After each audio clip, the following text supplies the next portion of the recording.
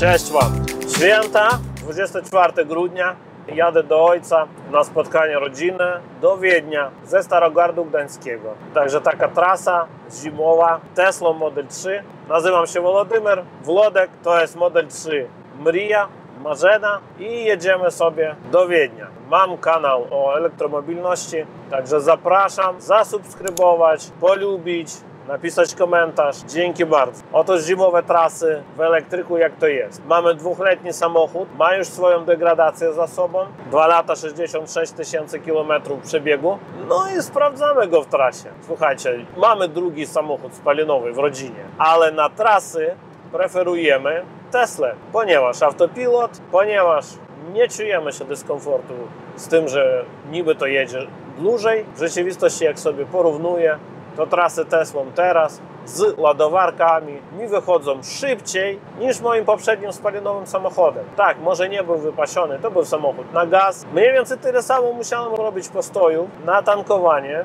na przykład w drodze do Wiednia, jak Teslą teraz. I niby szybsze te tankowanie, ale wiecie, potem trzeba kawkę zrobić, coś zjeść czasami, albo cała ekipa pójdzie do toalety i mija ten czas, nie zwracasz na to uwagi.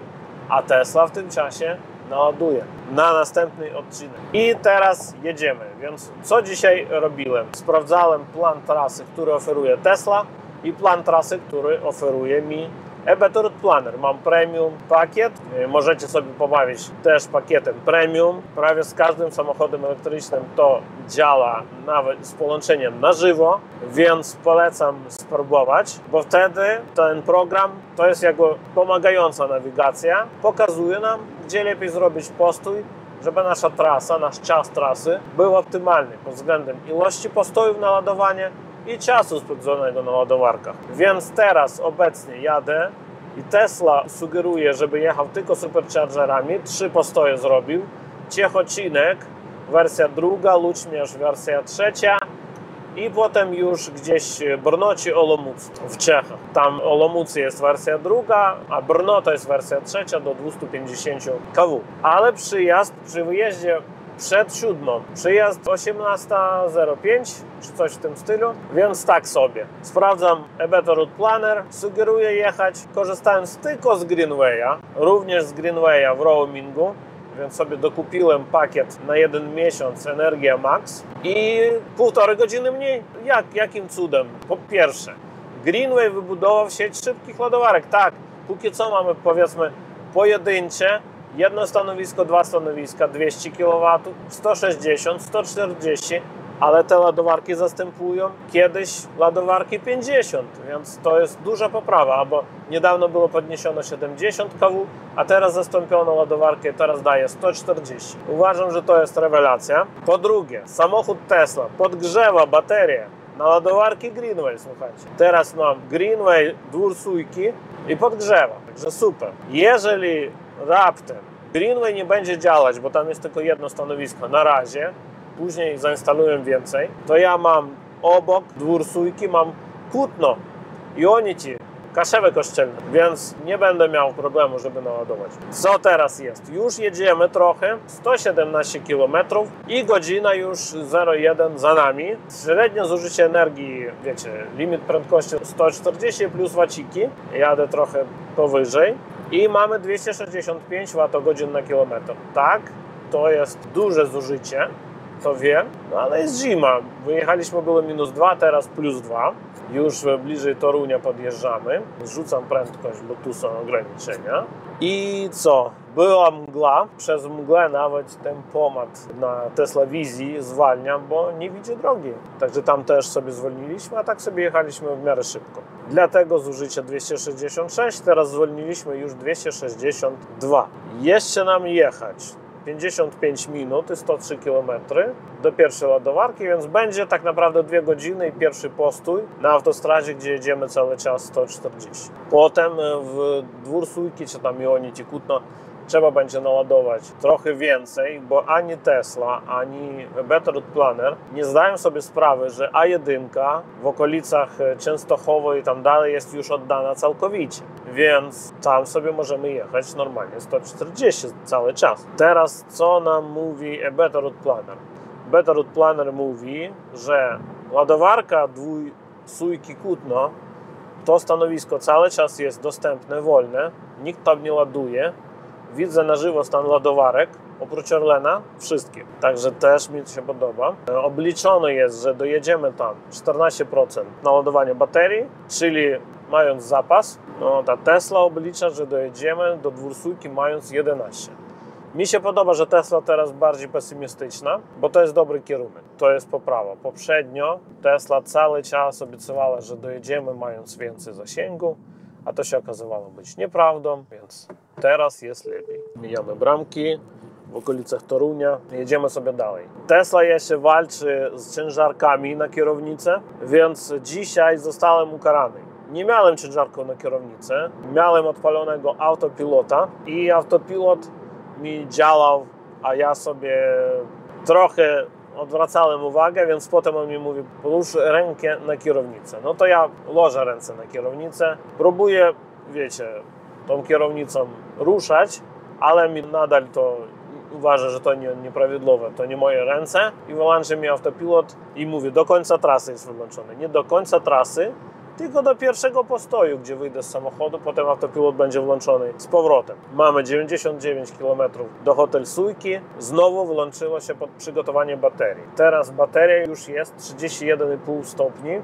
Celsjusza, czyli normalnie przygotowuję jak do szybkiej ładowarki. Bardzo dobrze, już nie trzeba kłamać, że jadę na supercharger. I to lepiej, bo nie muszę zmieniać nawigacji, nie muszę się denerwować, odwracać uwagę. Więc Tesla nadal uważa, że dojedziemy tam 11% mając. W sensie, że wszystko dobrze. Co zrobiłem jeszcze, żeby mieć trochę lepszy zasięg? Podpompowałem opony do 3.1, teraz mamy 3.2 we wszystkich kołach, także dobrze. Mam nakładki Aero na 18 cali, mam felgi, te teslowskie i tyle. Próbowałem podgrzać baterię przed wyjazdem i mi się nie udało, bo bateria LG nie boi się zimna. Było w baterii 10 stopni, bo samochód stał w garażu i ładował się przez noc i samochód nie uważa, że potrzebne jest jakoś go podgrzewać. Więc tylko podgrzałem, wiecie, w kabinie temperaturę do normalnej i pojechaliśmy. Co jeszcze? Ładowałem przez noc niskim prądem ładowania. Chciałem, żeby mi na 6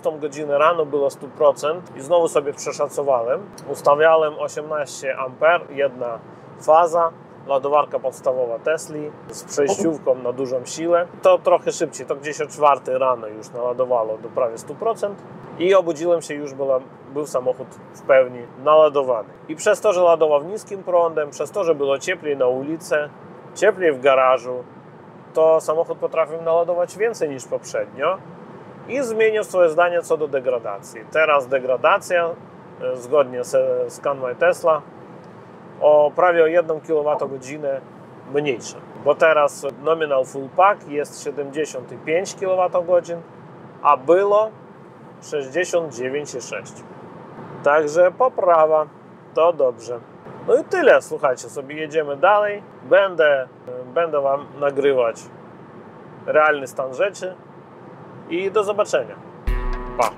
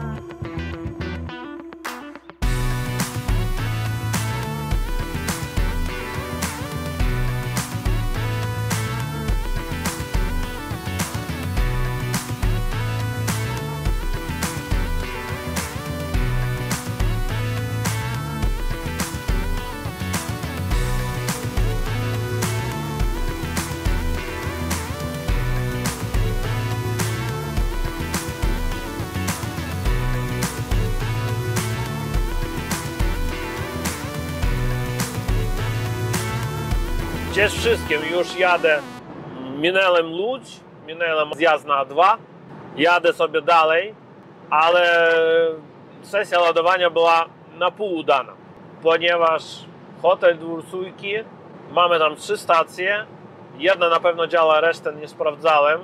Obiecują 200, ale na tym złączu, na którym ładowałem, który niby z aplikacji na pierwszej stacji, trzecie złącze CCS, musiało dawać 190 lub 200 kW, ale w rzeczywistości 150 to był chyba kres dla Tesli, dla natężenia, co ja miałem poniżej 400 V w pakiecie, więc pewnie te 200 to zobaczę Taycan, to może zobaczę tam Kia EV6, czy tam Hyundai Ioniq 5, czy Ioniq 6. No tutaj tego nie zobaczymy. Więc zobaczyłem, że jest wolniej. Od razu widzę, że wydłuża się czas podróży na eBetter Route Planner, który oczekiwał dużo szybszej prędkości ładowania. No i za to muszę płacić złoty 87 za kilowatogodzinę po rabatach związanych z pakietem Energia Max. No i zdecydowałem, że zaryzykuję i podjadę na Ionity obok. Tam chyba jest mniej niż 10 minut jest od hotel Dwór Sójki do Ionity. Znaczy ten Dwór Sójki, zjeżdżamy z autostrady, będą bramki, 2 ronda, ale brak świateł. I nawigacja Tesli prowadziła na tą ładowarkę dobrze, dokładnie, podgrzewała, czyli Tesla wie, że tam da się naładować i inne Tesli też tam ładują bezproblemowo. To jest na plus. No, prędkość ładowania jest na minus. No i cena jest wyższa niż Ionity. Pojechałem na Ionity, patrzę, nie podgrzewa mi się bateria Tesla na Ionity Kaszewy Kościelne, Kutno, tam na stacji Shell. Dlaczego? Bo jedna stacja nie działa, złamana. Więc pewnie ktoś próbował tam uruchomić, miał z tym problem. Tesla to zanotowała i ta stacja wyleciała z listy polecanych. Podjechałem tam na Ionity, patrzę, pierwsza stacja nie działa, druga stacja działa, ale ktoś porzucił z próby naładować, bo jest w stanie autoryzacji, nawiązywania połączenia. Ale sobie podłączyłem złącze, aktywowałem z aplikacji i działa bezproblemowo z pierwszej próby, więc może po chwili ta stacja Ionity wróci do polecanych przez Tesla. O ile tam, wiecie, wszyscy będą przejeżdżać i ładować tylko na ładowarce, która działa. Ale Tesla mi już pisze, prędkość ładowania została ograniczona, ponieważ temperatura baterii nie jest optymalna, czyli za te 5 minut, 10 minut, co jechaliśmy od Greenway, gdzie już było 50 ponad stopni, do Ionity już trochę się schłodziło i więc nie otrzymałem tej maksymalnej prędkości, ale też byłem 20 kilka procent. W każdym razie wolałem zapłacić mniej, bo Ionity mam abonament Passport i to mi kosztuje złoty 26 za kilowatogodzinę, a Greenway za wolniejszą ładowarkę złoty 87. I dlatego zmieniłem ładowarkę. Tak, wiem, że straciłem przez to czas. Powiedzmy, dajmy na to 10 minut, no to, że straciłem przestawiając z jednej ładowarki na drugą. I około 10 minut straciłem przez to, że ładowarka Greenway działała wolniej niż było zakładane. Dalej włączam nawigację, wszystko, ona mi mówi i eBetter Route Planner i Tesla ładować w okolicach Łodzi. Tesla mówi ładować Łódź-Mierz, a eBetter Route Planner mówi ładować KFC Rokocińska Łódź, czyli już tam, nie wiem, 60-70 km i już znowu stawać na ładowanie z wysokim poziomem i stać 25 minut, żeby doładować jeszcze tam kolejne, nie wiem, 20%. A Tesla, wiedząc, że trasa jest bardziej wymagająca, nawet mówiła, że muszę stać w Łódź-Mierzu 50 minut. Dziękuję bardzo, nie chcę. Nie wiem, żeby dobić tam do 90% czy ponad, to zdecydowałem zignorować te polecenia i jechać w stronę Częstochowy. Najpierw myślałem jechać w Częstochowy na Orlen lub Greenway.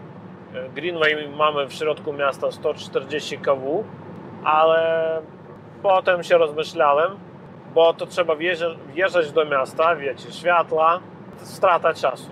Więc potem zacząłem sobie szukać alternatywy. Co jest po drodze? Piotrków Trybunalski w Auchan, centrum handlowe Echo. Mamy też 140 kW jedno złącze Greenway i mamy również Port Radomsko. Więc Port Radomsko leży prawie na autostradzie i zdecydowałem spróbować Port Radomsko. Jedno złącze 140 kW. Jak mi nie starczy prądu, energii do Port Radomsko, no to jedziemy dalej do Częstochowy. Taki mam plan. Znaczy teraz dojazd do Port Radomsko oczekujemy 10:41, teraz mamy 10:10, a dojazd do Greenway Generala Leopolda 12%. Wszystko dobrze. Jadę teraz A1, oddaną już do użytkowania, ale niestety mamy tutaj mgłę, mamy Teslawizję, która mi boi się tej mgły i zwalnia. Chociaż ja widzę dość dobrze samochód. Mamy tutaj 3 pasy i jest dobrze. No i taka to sytuacja. Baterii już 40 stopni. Ciepło z baterii zabieramy tutaj do kabiny. Ogrzewamy się. Ustawiłem sobie automatyczny tryb klimatyzacji na niskie obroty i było mi za gorąco, więc zmniejszyłem do 18,5 stopni. I teraz jest mi ok. Synkowi też. Oczekujemy teraz dojazd do domu ojca bliżej 17. No i wszystko, no widzicie, z taką pogodą czasami widoczność spada bardzo mocno, no niestety trzeba zwalniać. Na dodatek mamy większe zużycie. No, tak to się podróżuje zimą. Na razie.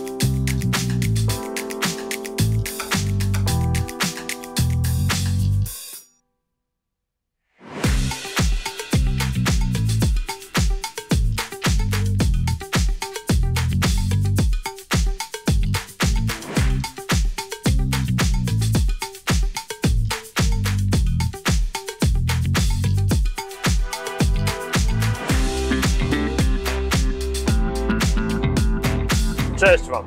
Już jedziemy sobie, minęliśmy Częstochowę, jedziemy w kierunku Zabrze, M1, centrum handlowy. Tam będzie Greenway, ładowarka, 2 złącze 150 kW. To kierujemy się tam, bo z taryfą Energia Max mamy za złote 87 kWh. To będzie taniej niż Supercharger w Katowicach, który jest obłożony. To będzie taniej niż Noxo 140 kW. Obiecuje Noxo 180, w realności daje 140-150 i kosztuje 2,99. Także Greenway znowu tutaj górą i to jest taniej niż Orlen. Orlen chyba 2,04 kosztuje i mamy ładowarkę o najniższej prędkości do 100 kW. Ale ta ładowarka Orlen będzie szybsza niż Supercharger w Katowicach, kiedy dzielimy sobie na wersji drugiej złącze, więc i jest na mopie, także wiecie, chcecie najprostszego sposobu, na mopie, a ja trochę zjadę tym razem. Zobaczę. Testuję teraz ładowarki Greenway, upgrade sieci w Polsce. Mi się podoba. To już można naprawdę podróżować. Ładowaliśmy w Port Radomsko z 19 minut. Ja trochę zablądziłem, bo w nawigacji Tesli ta ładowarka nie była prawidłowo oznaczona, więc pojechałem sobie na Port Radomsko, a trzeba było na moja stać od razu, koło wjazdu. Przeoczyłem. No nic, zawróciłem, stałem, podładowałem i wszystko. Co zauważyłem, że na tych nowych ładowarkach Greenway mamy teraz możliwość płacenia kartą zbliżeniową. I to moim zdaniem jest super ulga dla podróżujących szczególnie. Nie musimy zakładać konta, nie musimy mieć kartę Greenway, po prostu przyjeżdżamy, podłączamy się, pyk, telefonem PayPass i ładujemy. Dobrze, bardzo dobry ruch. Oczywiście to będzie drożej niż z abonamentem, ale wiecie, ktoś jedzie, po co on ma płacić abonament, jeżeli jedzie przez Polskę, naładuje na Greenwayu 1 lub 2 razy i może już nie wróci. Także nie wiadomo. Ok, teraz przez taką złą pogodę mamy deszcz, mamy mgłę, no opłaca się i tutaj już oddane do użytkowania A1. Prawie cały czas możemy jechać 140 przepisowo, a nawet z wacikiem trochę więcej. To opłaca się stać na szybką ładowarkę, która położona jest gdzieś na mopie lub bardzo blisko zjazdu, jak ten Port Radomsko. Podładować 15-20 minut i znowu tam godzinkę, półtora do następnej ładowareczki sobie zrobić rzut beretem, niż obniżać prędkość. Przynajmniej cięższe przerwy dla mnie to jest ok. Jedziemy szybko, pogoda jest zła. Ja tutaj widzę, że kogoś wyprzedzam.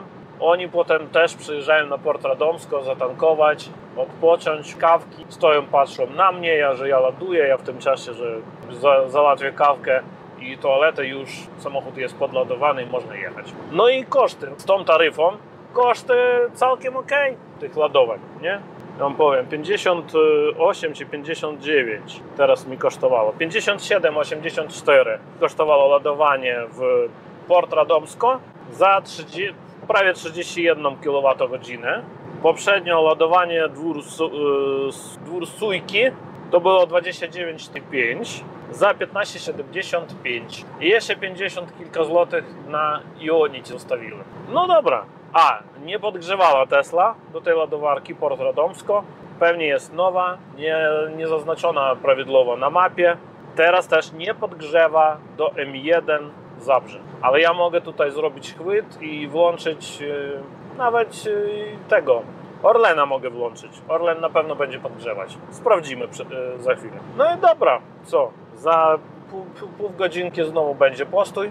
Tym razem dłuższy, bo ja chcę naładować, żeby mi starczyło do Brno. Chcę zahaczyć chociażby jeden supercharger, żeby dobrze podładować od dolu i wydać troszeczkę swoich kilometrów na supercharger. Nadal jeszcze mam troszeczkę darmowych do marca. Dobra, to do zobaczenia.